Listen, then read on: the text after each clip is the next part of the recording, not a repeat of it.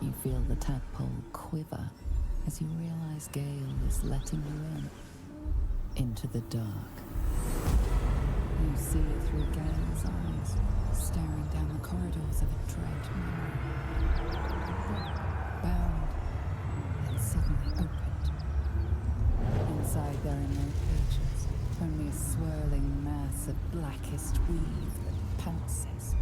Its teeth, its claws, it's unstoppable as it digs through and becomes part of you. And gods, is it ever hungry. What is it? What do you see?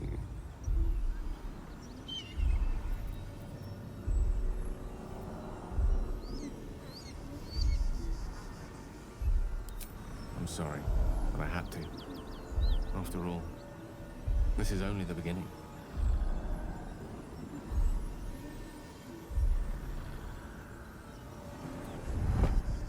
Beautiful night, don't you think? Nothing like a brush with destruction to make one appreciate the majesty of a celestial canvas. It's a view I would once have shared with my companion, though definitely unaccompanied by such revelry. She preferred it when we were alone, curled up before a crackling hearth with some ancient, esoteric tome between us. Ink glinting in the firelight.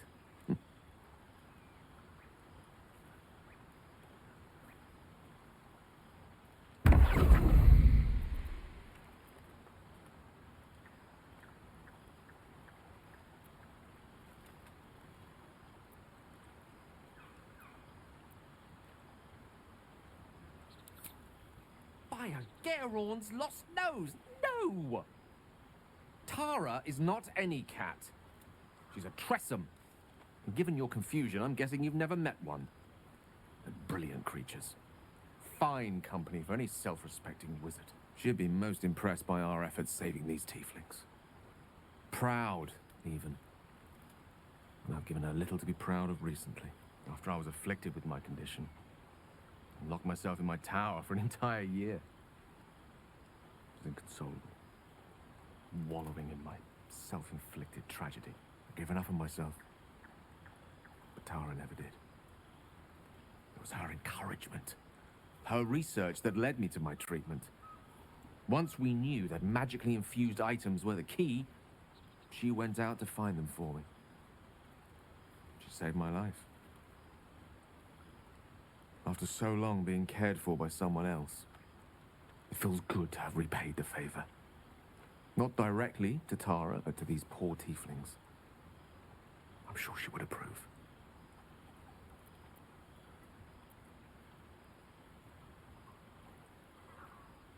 Smart does her a disservice. She's a fine wizard in her own right, though somewhat held back by her lack of opposable thumbs. You remind me of her somewhat. There's a steeliness in you, an unwavering tenacity, even in the face of, to be frank, quite dire odds. Wish you were here for me to make a formal introduction. But I would never ask her to undertake such a journey. She's safer at home. Besides, she was always telling me I needed to spread my wings, so to speak. Find mortal friends instead of hanging onto Mistra's coattails. So that's what I'm doing. I hope.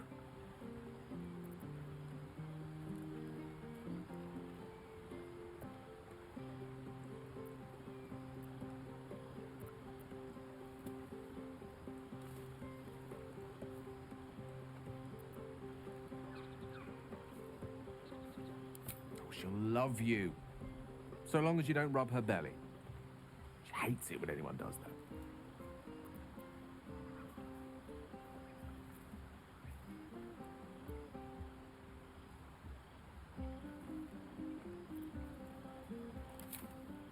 The pleasures I experienced in Mistra's embrace go far beyond the thrill of having one's tummy tickled. I remember once, she took the smallest piece of the weave and made it into... Wait, are you saying... You know what? I think I've clearly had far too much wine. And you've had nowhere near enough. I think this is a conversation best held back on. For now. With my condition as volatile as it is, I fear any undue excitement may tip it over the edge, so to speak. Go. Indulge in the frivolities. They're good for the heart. And mine will be all the lighter to see And you a fair enjoying bit yourself. miffed he is, too, finding himself forced to expose his best pair of boots to so many miles of country road on your behalf.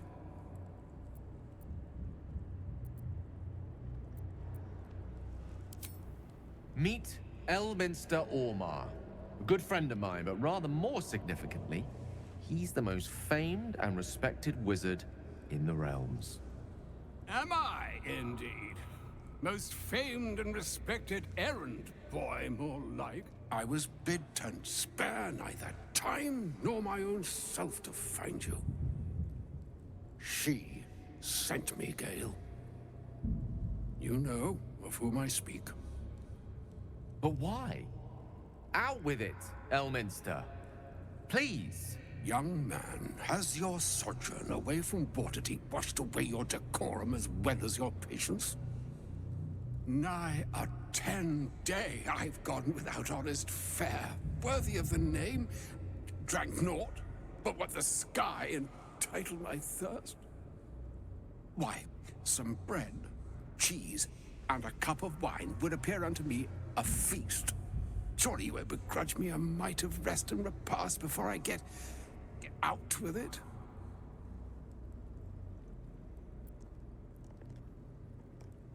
And a great kindness that would be. See, Gale, even in these barren parts, the art of hospitality begets inspired new works, if only one keeps up the practice. Oh, for the love of... This way, then?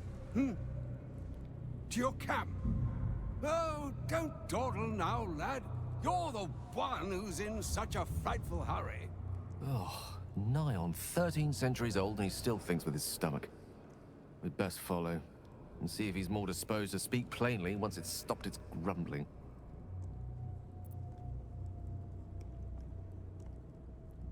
A wise choice. Better to indulge your curiosity than Elminster's appetite.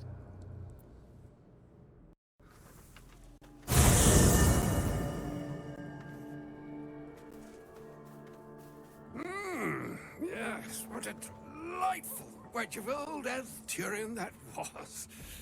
Doesn't do to parley on an empty stomach, you know. Makes one's words frivolous when they should be grave.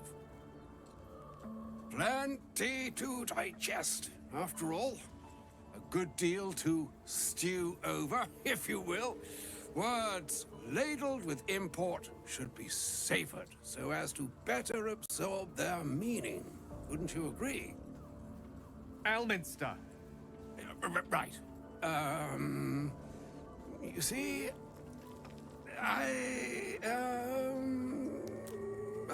well, that is to say, Gale, my boy, I've come to address a most pressing matter. I'll speak as plainly as I can, forswearing the accustomed frills that decorate my speech. I'm here on behalf of Mistra. The message and the charge I bring you are hers.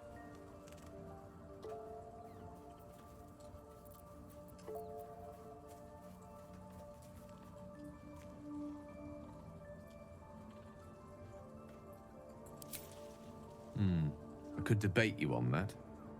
You know where you went wrong, Gale. No, we needn't dwell on that here and now. But even so, you're to be given a chance of redemption. Mistra would consider... forgiveness? She would consider what she considers to be forgiveness. Mistra is aware of the misadventures that have befallen you both. She knows of your strife with the Absolute, that most insidious of evils.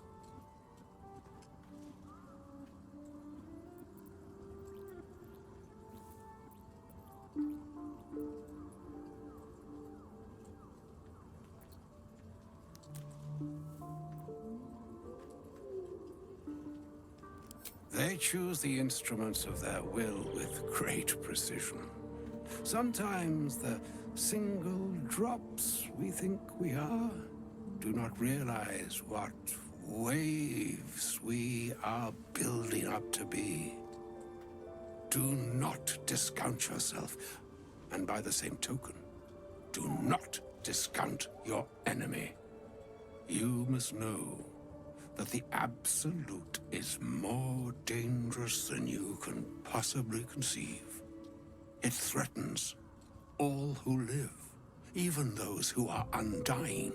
It threatens the gods, the weave, the very fabric of the universe itself. That is why I have come here to charge you, Gale, with its destruction.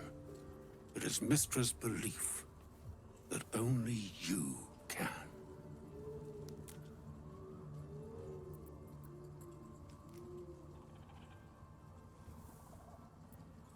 The orb. Precisely.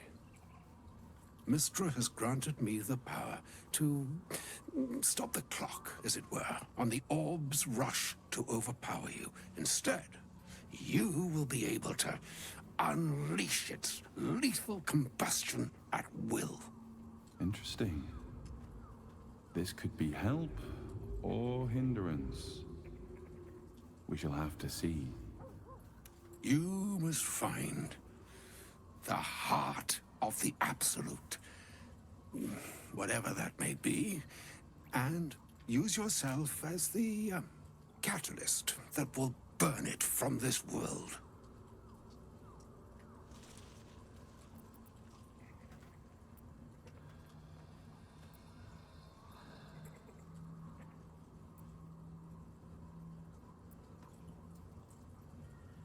He is not. But it seems that Mystra is.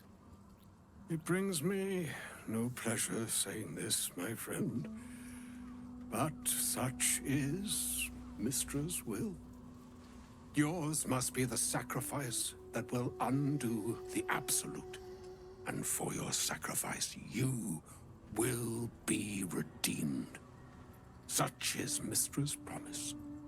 With that, I've said my sorry piece, and need only bestow unto thee the charm I was bid. Maena hastra mistraria idalion thras annas distra.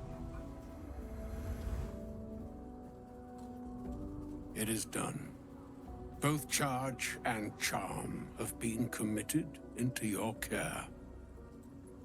To you, I commit into care Gale himself. I count on you to shepherd him well on this strangest of journeys.